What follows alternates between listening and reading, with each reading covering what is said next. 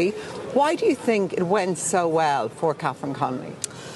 I think this is obviously a landmark victory for Catherine personally, and I want to congratulate her and her current husband Brian and their wider family. But I also think this is a landslide for hope, for optimism, for positivity, for Ireland as a neutral, an active neutral, for our rightful place in the world, for equality and fairness for people with disabilities and carers, for our young people, and also for the process now of reunification and that big national conversation that we need to have. And I think the success of the campaign was a blend of authenticity, positivity and a lot of genuine political direction and content. It wasn't just a sounding board.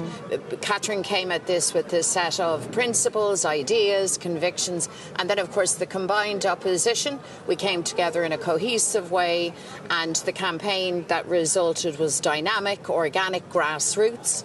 Do you think it helped you as well? I was talking to Ivan Yates a moment ago, and mentioning that he said go out and smear, but that it was certainly a very negative campaign, people will say, run by Heather Humphreys, which benefited probably Catherine Connolly. Well, I don't think that negativity played well at all. I suppose what made this an exceptional kind of electoral moment is that Ivan Yates went and said it out loud. It's not simply that there was a strategy to discredit or smear, choose your word, but that he said it out plainly. And then I think when the attacks came, and particularly that video, that now infamous video, I think people saw that and saw what it was, what that was all about. And it's not that any candidate has to answer the questions, even if you think they're repetitive, even if you think they're unfairly put or charged. That's part of the democratic accountability mechanism. I don't think anybody would have expected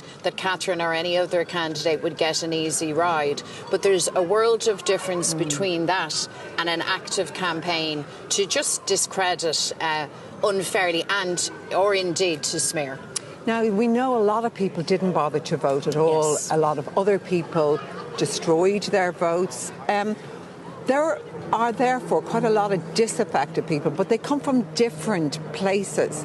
Does that concern you?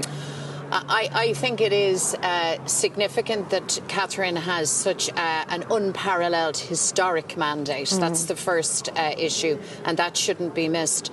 But neither should we miss that fact, Miriam, as you say, that people stayed away or that people chose to spoil their vote. And I think we have to acknowledge that, and I think we have to listen to that. And I would like to say to all of those people, you have a stake in this as well. You have to be heard. You have a right to participate, to have a sense of being heard and being represented. So I think we need to pick up this ball after this election. I think we need to go out to our towns and villages, our communities, listen to people, hear what they have to say, and we need a respectful dialogue.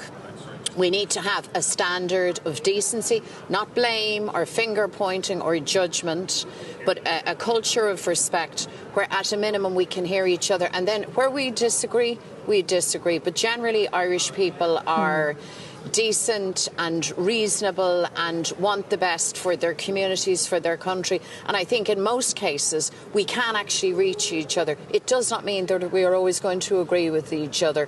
I think, by the way, Catherine as Uachtarán will be a really, really strong standard bearer for that kind of value and that kind of approach. Well, Mary Lynn McDonald, thank you for taking the time to stand here with me today. Thank you.